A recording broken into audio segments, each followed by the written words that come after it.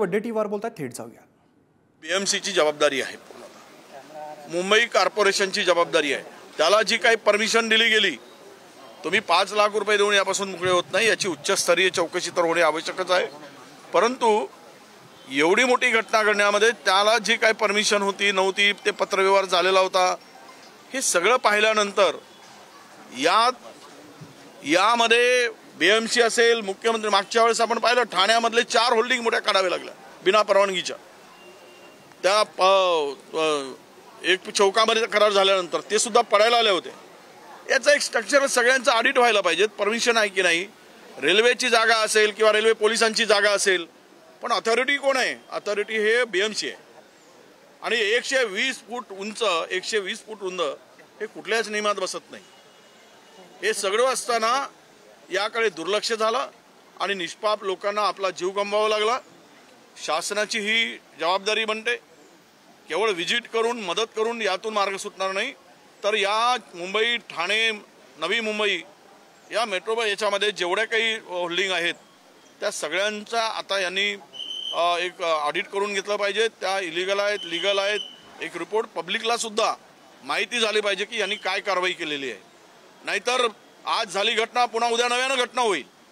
या घटनांची पुनरावृत्ती होऊ नये आणि याची जबाबदारी निश्चितपणे कोणावर, कोण जबाबदार आहे त्याच्यावर फिक्स केली गेली पाहिजे. आजकाल काय झालंय, चंदा धंदा हा सगळा झालाय. कोण चंदा देतो, धंदा देतो, चंदा देतो आणि धंदा करतो. हे सगळे जे काही आहे याच्यामध्ये डेप्थमध्ये जाऊन, खोलवर जाऊन याची चौकशी होणे आवश्यक आहे. जो कोणी दोषी असेल त्याच्यावर कारवाई ही त्वरित झाली पाहिजे. डिले होता कामा नये, वेळ काढूपणा करता कामा नये, अशी आमची मागणी आहे. तुमचंच महाराष्ट्र विकास आघाडीचं सरकार असताना हा प्रकार झालेला होता, ही परवानगी देण्याचा आरोप सत्ताधारी करतायत. दुसरी गोष्ट, जो आरोपी मुख्य आहे तो फरार आहे, त्याचा फोटो सुद्धा आता उद्धव ठाकरेंसोबतचा व्हायरल होतो. बघा, उद्या जर अदानी बरोबर पीएमचा फोटो आहे म्हणजे पीएमची पार्टनरशिप आहे काय? याला काही अर्थ असतो काय? कोणी कोणासाठी जाऊन फोटो काढतो? अरे सत्ताधाऱ्यांची जबाबदारी नाही काय? बीएमसीची जबाबदारी नाही काय? कोणाचा फोटो ट्विट करून कोणावर आरोप करण्यापेक्षा अदानींच्या फ्लाईटमध्ये जर पीएम जात असतील तर मग पार्टनर समजायचं का आम्ही? याला काय अर्थ नसतो, या बोलण्याला अर्थ नसतो. जी जबाबदारी, जो दोषी असेल तो मुख्य आरोपी आहे त्यालाही पकडलं पाहिजे. जो काही पत्रव्यवहार, मी बीएमसीच्या कमिशनरशी बोललोय, बीएमसीच्या कमिशनरनी सांगितलं की आम्ही पत्रव्यवहार केला. अरे पत्रव्यवहार करून काय होतं? त्यांनी ते उत्तर दिलं की आम्ही कुठलंही उल्लंघन केलं नाही. पण जबाबदारी तर तुमची आहे ना कारवाई करायची. तुम्ही त्यावेळेस कारवाई केली असती तर हा विषय आला नसता.